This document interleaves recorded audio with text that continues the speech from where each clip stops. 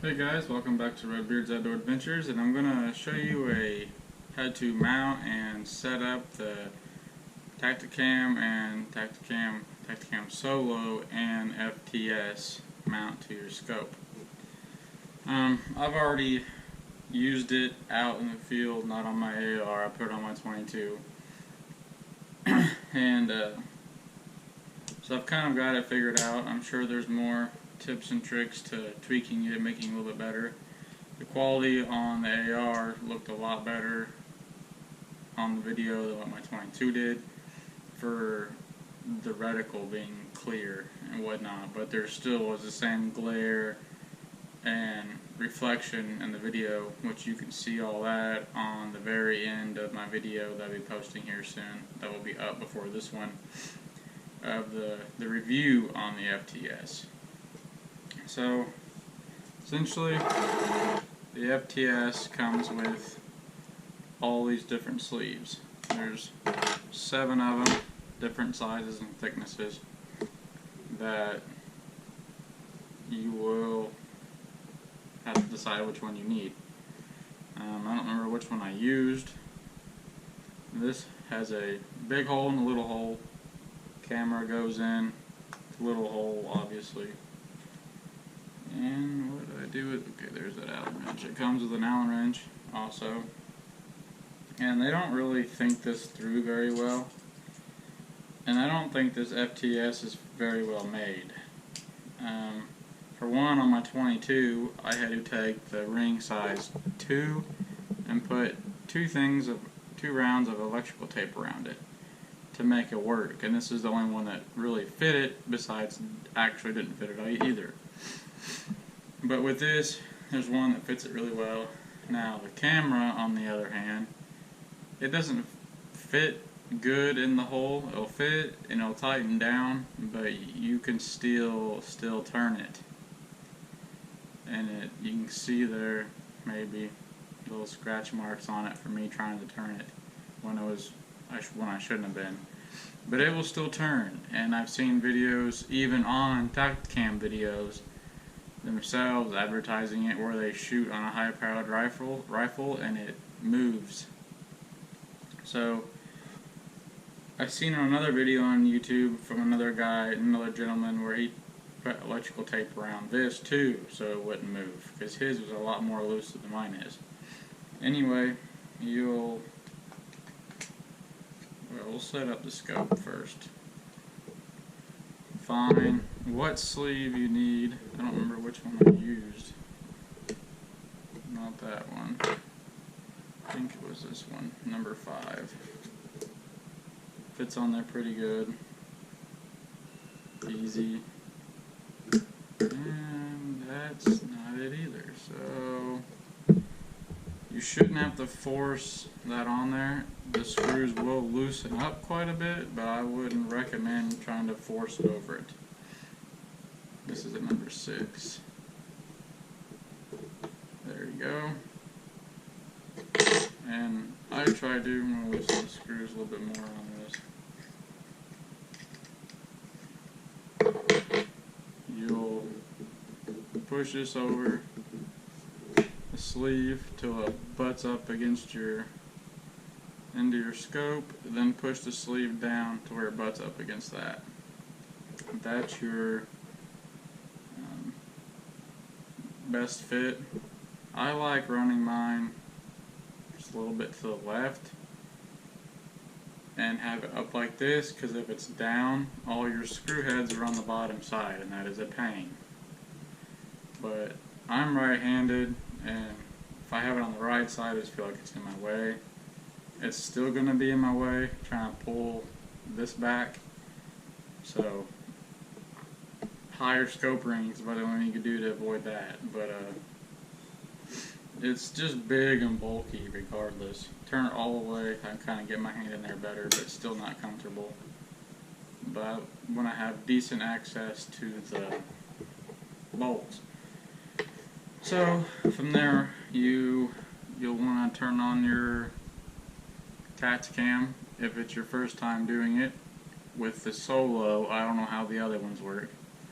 You'll just hit the on button it'll come on, vibrate, that green light will start flashing. Let it flash for a little bit, hit it again, it'll pause it.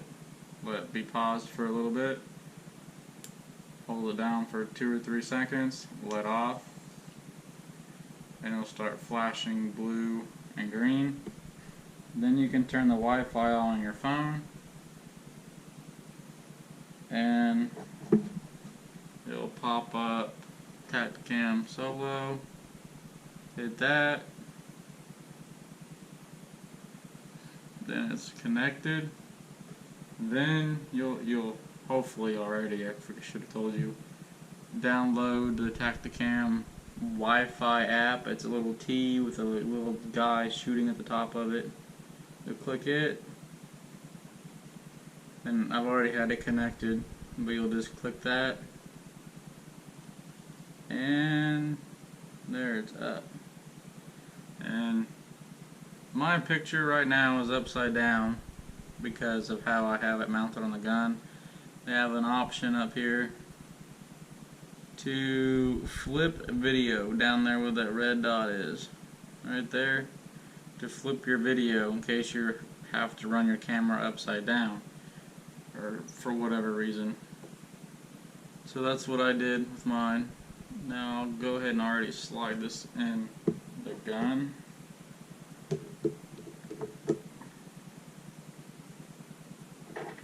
Kind of snug it up a bit.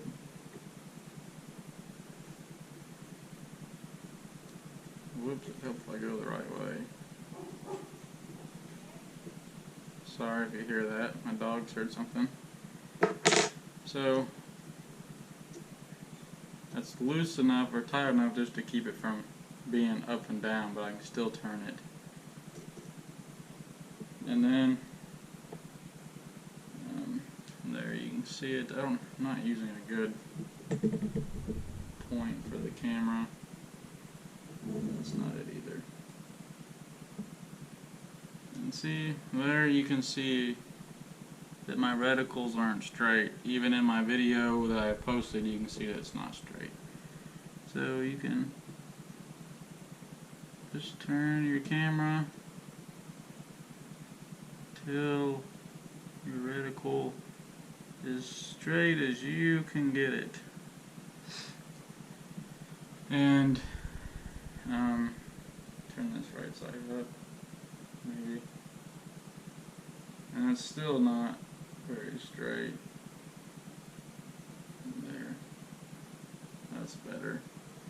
And that red dot, you can hit that red dot and it'll start recording on your own. And then you can like go outside, test it unless you're already outside. I did find out after you record it and put it on get it on the thing here. I've already deleted all my videos, but this will, well, it's when you first turn on your phone or turn on the camera, it records a bit. But if you record on here and then watch it on the app, it's alright. But if you download the video from the app to your phone, which is simple, you just hang on, I hit the wrong button. You just hold down on the thing, then it'll pop up down at the bottom, at least on Android. It'll have a trash can and an arrow pointing at a line. Hit that arrow pointing at the line, and you'll download it to your phone, and the video is a lot clearer, it's better. But then after you get that all lined out, you can tighten everything up. But my reticle is already clear in this because I've already set it up.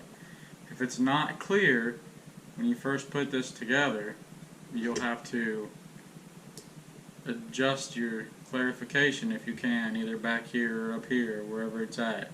So you'll adjust it a bit, slide it back on, see what it looks like, adjust it a little bit, slide it back on.